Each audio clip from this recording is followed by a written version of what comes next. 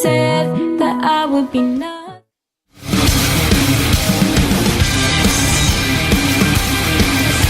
Guys, we have Choya coming out for his team, FXOpen.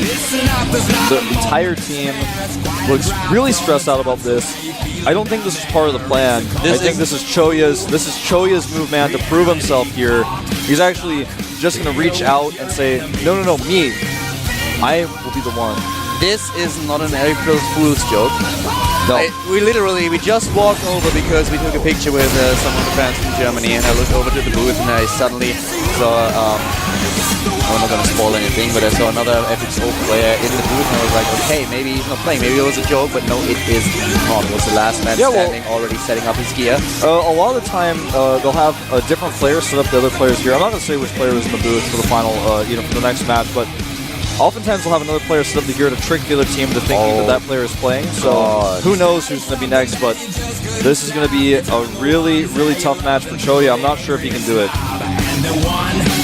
We'll find out soon. The map is Metropolis. Ladies and gentlemen, Choya against Beyond. It's the GSTL with Wolf and Caldor. Choya really sticking it out on the line here. We'll see if he can pull it off. Nobody knows, man. Such a bold choice. It's kind of a weird intro by me. That's fine. I just feel so weird about this whole thing. I feel really weird here as well, because this, I would have never expected it. Here's our Terran player, formerly known as Björn, now known as... Ghost the King, Prime! Björn played against Choya 6 days ago in the KSL and he won. Now it is our FXO player. He decides, well, we don't see Oz, we don't see Linok, we have FXO, Choya! Up against Björn here. And let's not forget, Björn played so incredibly well against Protoss lately. We saw him in the GSTL. He defeated Party, he defeated Ace, he defeated Squirtle. He was able to take down Finale in the KSL, and I have no idea what to say. This is incredible. You know, from the standpoint of Korean culture, I just get it. Like, I get it, and I'm like, alright, I understand this, but this is actually Choya's way of saying, like, I am the leader, in a way. Like, even that is not the best way to explain it, but... Just give me a quick second to correct myself. They met in the KSL, but it was not Björn who won. Choya took him down. That might be one of the reasons, because he played him already and he is comfortable to do it again. But the thing is, it's not only about Björn. Exactly. That's the best... That is, like, the most important thing to take away from this. Choya played so well in GSTL thus far. But I have to say, with players like Linok and Oz on the bench, this is a very... It's just a decision. It's not the logical choice. He has to live up to this. Yeah. Double gas is being taken from both players now. No fast expand on this map. We saw him kind of praying in the booth earlier. He was talking to himself. He was talking himself up. He was like, I can do this. I can do this. I'm strong enough. I beat him already. I'm not only taking down Björn, but I will work for my team here. And he has to if he wants to take this. But there's a Reaper on the way for Björn. He wants to scout right away what Choya is up to. Choya, a player known for his aggressive all-in style, especially in older seasons, but more recently has been playing macro games. Factory going down for Björn as well. Looks like he has plans to do some tank pressure as a follow-up to this. And he actually already was able to get into his opponent's base and scout double gases and save his SCV.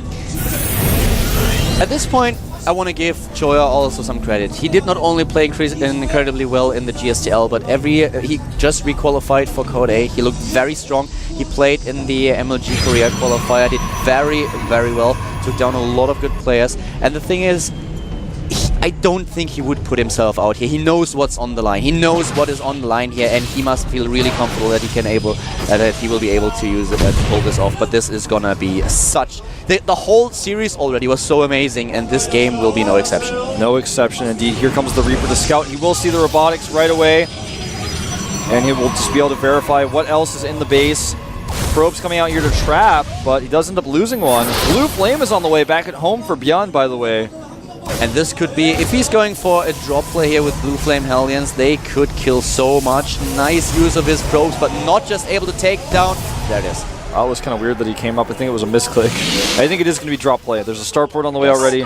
He's reactoring Marines out. I think he's going to do a Hellion Marine drop. He may do only Hellions in the drop and then attack at the front with the Marines. We're going to see both, though, in the attack for sure. He's got so much extra gas banked up from mining from these 2 gases that he could potentially just make a command center then go into his siege tank pressure afterwards. There's so many different opportunities for what Beyond can do here. And with the positions that we see right now, we've seen a lot of Terran players. For GG comes to mind that used this strategy on Metropolis as well, with the drop and Blue Flame Hellions. This might be something that Choya is going to expect for this very reason.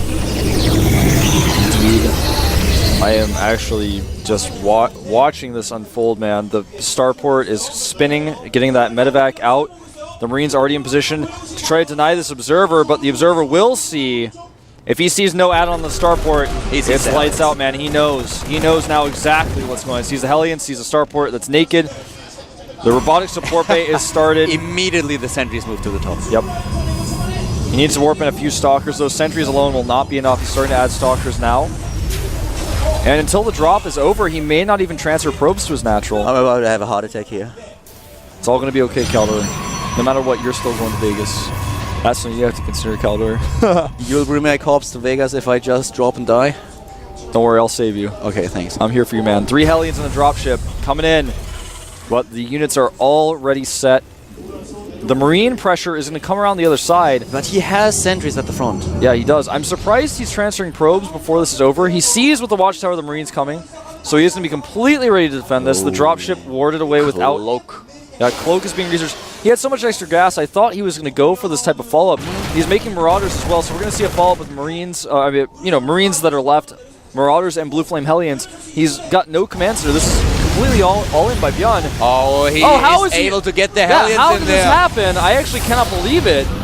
No units killed, though. Nice defense. Saves the... Yes, he saves the sentries. He's desperately trying to get that sentry with his drop, but it just did not work. Great control by both players. It shouldn't have happened. He shouldn't have been able to get them into the base, but Choya reacted so fast and he didn't lose anything. Very nice control by him. You know, I think Beyond is in trouble. His opponent's got Colossi on the way. He's got Observers. He has the ability to continue to produce off of gateways. Banshees are coming out. No Vikings, though, and time is ticking. The Marine count is so low, and the best unit you could ever fight a Hellion with is a Colossus, man, and that's also pretty good against Marines, so I don't know. Things are looking bad for Beyond here. He hasn't been able to make anything work, and he has no command center. The longer he waits, things are going to get worse, but he is going to sneak his Hellions in here in a location that Choya does not expect. This is what he needed. How many did he take down? A total of 9 workers. Worker count now 32 to 29. Still in favor of Choya, though. He needed that. Absolutely needed that. He could not continue this game without something like this. He's ahead in supply right now, and as far as army supply goes, he is very ahead. 50 army supply to 31. And if he attacks fairly soon here, he may be able to take this game, but if he waits... He spotted the Banshees. He spotted those 2 Banshees. The Raven is key here. If he can kill the Observer and then use his Cloak Banshees, he can end the game. We still have the Hellions at the bottom. Yeah, the Stalkers were looking, but they're out of position. Oh, Beyond getting so lucky here. Whoa. Oh, that hurt. Oh, he needs to move the probes. He doesn't move them. Oh god, 26 to 30 harvesters right now. In total, he killed 21. Things still looking okay for Choya here, but this was something that was just so lucky for Beyond. And luck is the only way to describe it, man. Choya went exactly where the dropship was, but it missed it by half a second, and then the dropship was able to avoid his stalkers. This attack may just end the game. Remember, there is Cloak out. Banshees are rallied behind this. He has a total of 1 Colossus, the second one popping out. He does have range. He's making another Observer. I think he needs to make cannons. I would actually make cannons here. He has 1 in his mineral line. This is going to be so clutch. He has the army. He pulls the SCVs. He's going to try to use these stalkers, everything. But the Marauders have concussive shells. He's going to lose these stalkers. Choya with a huge mistake here, and Caldor, I see no way of Choya holding this. He has not made cannons on the low ground. He has the Colossi, 2 of them. Will he be able to hold? Well, this is going to be He does so not have close. enough stalkers. He does not have enough stalkers to deal with the Banshees. The force field, is he able to take down the Banshees or will they die? Most of the Banshees taking down the Colossi. A lot of units for Byung are already dead, but Shoya has to retreat here. He does not have the power to take down the Banshees just yet. There's so much stuff. Shoya has failed his team here, Kaldor. He has not been able to pull out the win. Beyond the Prime team is celebrating. They are going crazy here. And Shoya has failed his team. And now this game is over. One more Colossus will pop out to die. Oh god. 35 against 77. Supply the Colossus out. GG by Choya. Beyond takes another game. And FXOpen on its last legs. Choya being very unlucky in the probe fiasco there. Did not make cannons at his low ground. Even if he had, I don't think they would have been up in time. He lost too many probes. He could not build as many units as he needed in order to defend against this. At the same time, Choya is devastated here, and we will see the last man standing for FXO. They are one. If another player gets defeated, then they're out. And He's we still have crying, Marine, man. Maru. He's crying in the booth. FXOpen on their last life here. Will it be Lenok or will it be Oz next? Lenok, I think, would be a choice that's smart, but Oz, I think, is an equally good choice against the amount of Terrans they're going to face. But now Choya has... If we would know. We know already. We saw him. No, I told you already, man. Just because Lenok sit up in the booth doesn't mean that Lenok's playing. He will play. Anyone could sit up in the booth. He will play. You think so? Yes. I don't know, man. I actually might choose Oz here because Oz is great in PvT. He still has to beat Marine King, who's also equally good in TvP. But Lenok is strong, but is he strong enough? That's the question. The map choice is dual site here, so I think it's going to be Lenok, but that's a very interesting map choice. Whoever it's going to be, he has to defeat 3 players from the Prime team, and they're probably all going to be Terrans. Yeah, absolutely. I mean, one of them for sure will be a Terran, and the other 2 will likely be Terrans as well. I think it's hard to say because Oz is so good at PvT, but it's what Prime expects, and they don't have to use Terrans if they don't want to. They could pull out Classic, for example, and play a PvP against Oz, which would be, Oz is pretty good at PvP as well, but I don't know, man. I think Lenok and Oz are equally good choices here, and to use Lenok seems smarter right now because a Protoss just died, but I don't know, man. What to do? There's only one player left. He has to beat 3. Yep. I just want to know, man. I can't wait any longer. I'm looking over at the team right now. Prime is so close. They're on fire today. Yeah. They look unstoppable. I mean, Beyond, it's just... they are so close going to Las Vegas. It is so close. FXO in so much trouble. Who's going to be the last guy? I don't know. Based on the positioning here of Lenok, it makes it look like he may be the one. You may be right, Kaldor. Who will it be? Like, it's a tag team effort. One controlling the keyboard, the other one the mouse. And it's going to be Lenok. It is Lenok. I think, yeah, it's Lenok. Choya is still in the booth. Can't face his team just yet, but Lenok, it is, man. It wasn't a fake. Oftentimes, the player is always chosen before the game starts to see who's going to be next, so they set up. But sometimes you'll have a player set up for his friend because that way it's not clear to the other team who's playing. But in this case, Lenok is actually really it, man. He's the real deal, the last man standing here, using dual sight right away. He's been used in Team League several times, but his average win is only 0.56. That's not the best ratio to have as the final player. The last time he sealed the deal, he won his team battle. Is the Lenoctopus able to pull it off? Find out what Beyond is going to do. He looked so great.